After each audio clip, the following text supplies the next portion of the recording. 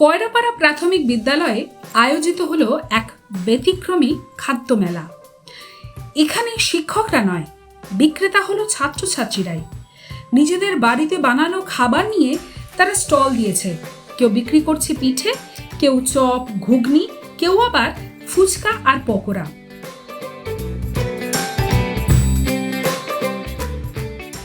সবচেয়ে মজার ব্যাপার হলো ছোট ছোট হাতে হিসেবের খাতা।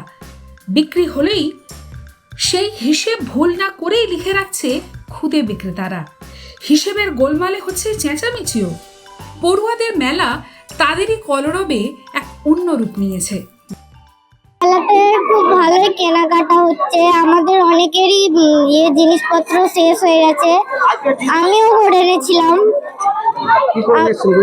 আমি ভেজ পকোড়া করে এনেছিলাম। কেমন বিক্রি হচ্ছে এখানে খুব সুন্দর বিক্রি হচ্ছে। আমরা কেন এই মেলাটা করছি, স্কুল থেকে কেন করা হচ্ছে জানো?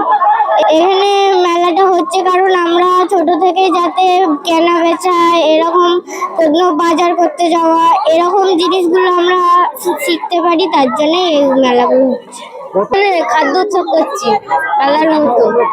কি করছো তোমরা সব? এই তো এখানে সব ভেজিটেবিল, সিঙ্গারা, ফুচকা, আবার হচ্ছে পায়েস, পাঁপড় সব বিক্রি করছে। কারা কিনছে সব খাবার?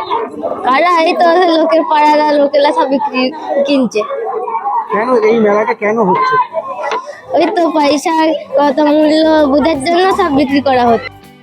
মেলায় শুধু ছাত্রছাত্রী নয়, হাজির অভিভাবক এবং স্থানীয় মানুষজন। তারা খাবার কিনে ছোটদের উৎসাহ আর উদ্দীপনাকে বাড়িয়ে দিয়েছেন বহু গুণ।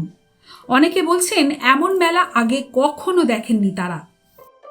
হয়েছিল আর কি, সেই জন্য মানে এখানে আর কি খাদ্য মেলা বসেছে। ম্যাডাম বলেও ছিল যে এখানে একটা মানে বাচ্চাদের একটা খাদ্য মেলা বসবে।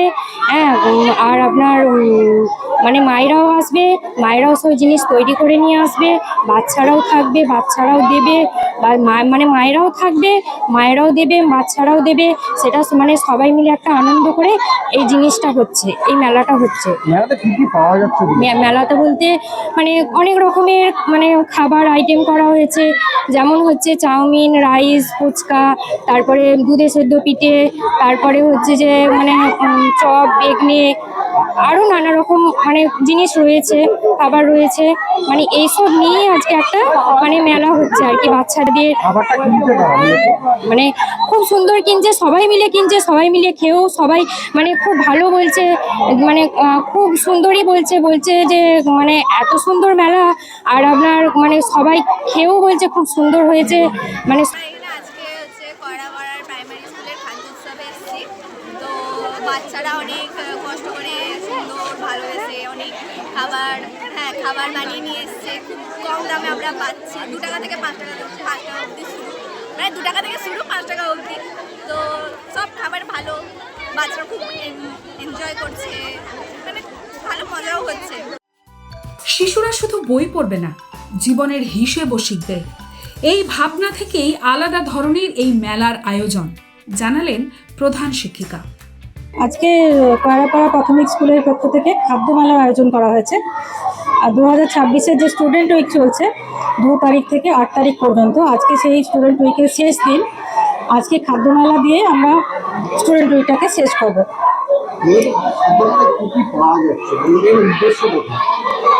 প্রথমে উদ্দেশ্যটা বলে নিই।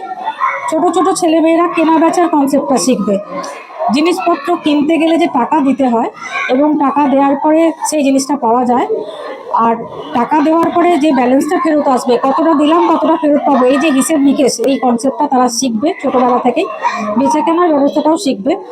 আর তার থেকেও বড় কথা, সকলে মিলে যে একসঙ্গে মেলবন্ধনে একটা কাজ করতে পারা। মেলা মানে তো মিলন, সেই মিলনটাকে উদযাপন করছি আমরা বলতে পারা যায়। ছোটো ছোটো ছেলেমেয়েরা একসাথে মিলে, সকলে মিলে ব্যাপারটাকে উৎসাহিত হয়ে করছে মেলাটা।